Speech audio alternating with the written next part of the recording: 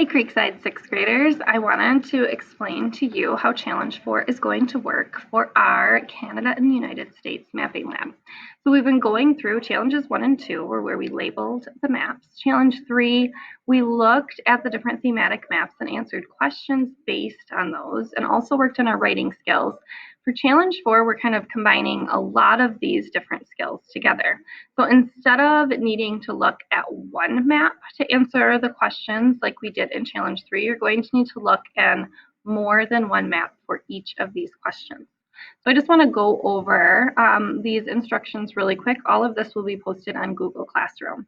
So it said you're going to be using more than one map, like I just said, but these 3 words are going to really help you as you go through, and they are prompt, proof, and reason. So that means that each of your questions that you're going to be answering is going to first require you to restate the question. We've talked about this a lot in class. Probably you've talked about it in your ELA classes as well. When you're responding, you want to restate part of the question so your answer could stand alone. You also want to include specific proof from the maps. So that means I'm looking for specific information from the maps. So like if you're talking about a physical feature, you could give me the specific name of that physical feature, and you don't just say there's kind of mountains near there. So, and we're going to practice this together. And then reason is I'm asking you to take it a step further outside of the maps and think critically about what the information you're finding on the map might mean. So we're going to do our best to do this assignment remotely. It is a tricky assignment, but I also know that Mrs. Mott and I both are planning to do everything we can to help you once you return to make sure that you understand how to do this assignment. And right now we're just asking you to do your best at home as we go. So let me kind of show you what the assignment is going to look like here. And this can kind of help us as we go. For this first one, I have some sentence starters put in here for you. And then for the rest, I'm asking you to do those. There are only 4 total questions for this assignment, and then a couple of those bonus questions. And so our question 1 is name 3 states, provinces, or territories. So that's just 3 total, not like 3 of each. 3 total that produce more hydroelectric power than any other places in the region. So if we look at that first one, our first thought needs to be, okay, which type of map do we look at to find out information about hydroelectric power, which is one of our natural resources? So that's going to be our economic activity map. I think that's map 5 in the ones linked on Google Classroom. So that's the first part of the question. That will be the first map we look at. And then it says what physical feature in these places might help explain why hydroelectric power is a resource there. And so then we're going to need to look through and figure out what physical feature is in all of these same places that have a lot of hydroelectric power. And so that will be our next step. And then our final step, remember that prompt, proof, reason. We're going to give reasons why we think this combination, this physical feature, is creating a lot of the hydroelectric power. So let's look at our maps really quick and click through to that economic activity map. And we will see what exactly we're looking for here. So if I'm looking at this map, I want to go back to my resources, and I can see that hydroelectric power is going to be where we're looking at all of these different lightning bolts all over. And so now I'm going to look at my map, and I'm going to see there's a lot of lightning bolts over here, and this is kind of the Pacific coast in Canada and the United States. There's a few more in the Southwest. Some over here on the East Coast, and a few more in Quebec. But it looks like, and you can really just count the symbols, the most hydroelectric power is going to be found in the Pacific Northwest. And so this is where it gets a little bit tricky because you can't do an overlay. But I'm going to kind of even pay attention closely to like our latitude and longitude. It looks like most of those are found just north of 40 and south of 60 north, between 40 and 60 north. Let me double check, make sure that looks good.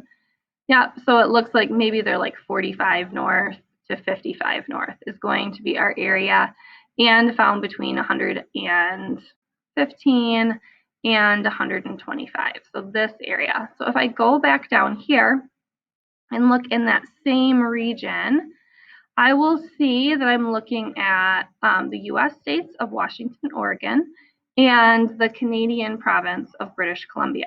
So that's going to be the first piece of information that I type in. That's where we find the most hydroelectric power. Let me go through and kind of fix these. So these 3 states and provinces would be Washington, Oregon, and British Columbia. So you will notice how I capitalized these proper nouns. So you'll see how I restated the prompt part of the question. So the 3 states and provinces that produce more hydroelectric power than any other place in the region are Washington, Oregon, and British Columbia. Okay, we have found that information. Now, the physical features in these places include something, and they also have highland areas. So let's go back and look at our map. And so now we're looking at our physical features map. So we'll jump back to the first map in our packet and see, all right, so we're looking in that same little area. And so remember, we're 45 and 55, and then right here in this region. And it's looking like we have some different rivers through here. I see the Snake River, and I also see the Coast and the Cascade Range Mountains. And so those are going to be the specific pieces of information we include. Remember, we needed proof from the maps. And so we'll go through here. So the physical features in these places include rivers. You can't have hydroelectric power without water, like the Snake River. Also have highland areas or mountains, which include the coast mountains. And there are other highland areas there as well. Let's see, we could also say the Cascade Range. So let's add both of that and the Cascade Range. So hydroelectric power, so hydro, you remember, means water. So that's electricity that comes from moving water. It requires water. It requires water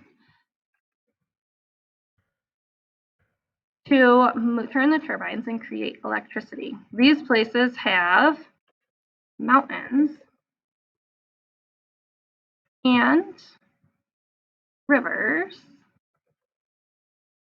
to create fast-moving water, which will mean they can create a lot of electricity. So, and that's the same process that we're going to be going through for each of these questions. Our next one is asking you to do a comparison between California, which is the most populated state in the region, and Nunavut, which is the least populated in Canada. So how do climate and economic activity help explain why this is the case? And so for this one, you're going to follow that same process. You restate the prompt and you talk about how California is the most populated. And you will also mention some of the climate zones in California. You will mention the economic activity that is found in California. Then you will go through and you will do the same for Nunavut. You will say, what is the climate in this area? And then what is the economic activity in the area? And then from there, you're going to compare and remember all of that stuff we talked about at the beginning of the year. What do these mean? So is one of these areas going to be a lot easier to live in? Will there be more jobs? And so think through that information as you kind of write the end of your question. And so remember, you'll kind of go back to those maps. You'll look at that climate map and you'll look at that economic activity map and compare that information. If you are having trouble, and then for economic activity, you can include both land use and natural resources. So for that as we go, make sure you're looking on this last map kind of exactly where things are located. Use latitude and longitude to help you, since it's a little bit trickier to do this remotely.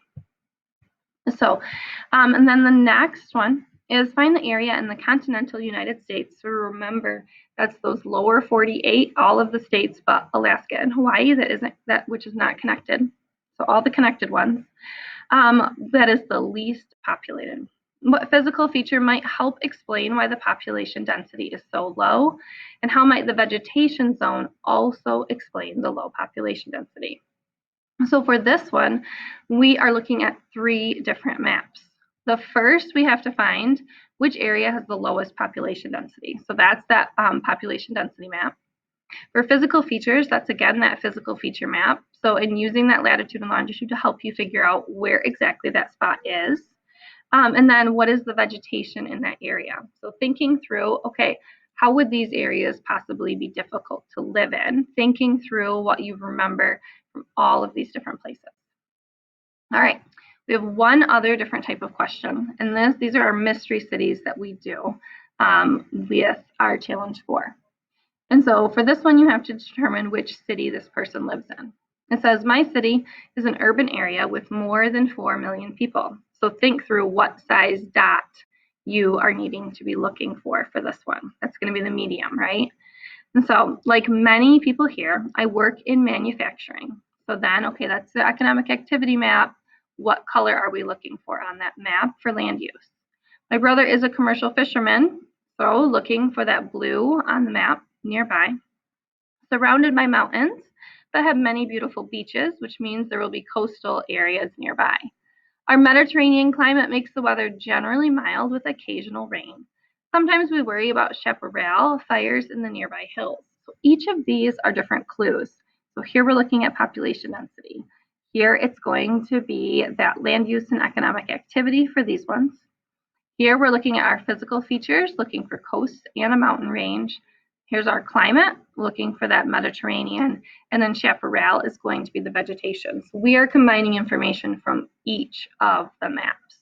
What I would recommend you doing is when you are looking at these questions, try to find the part of the map that is the most unusual.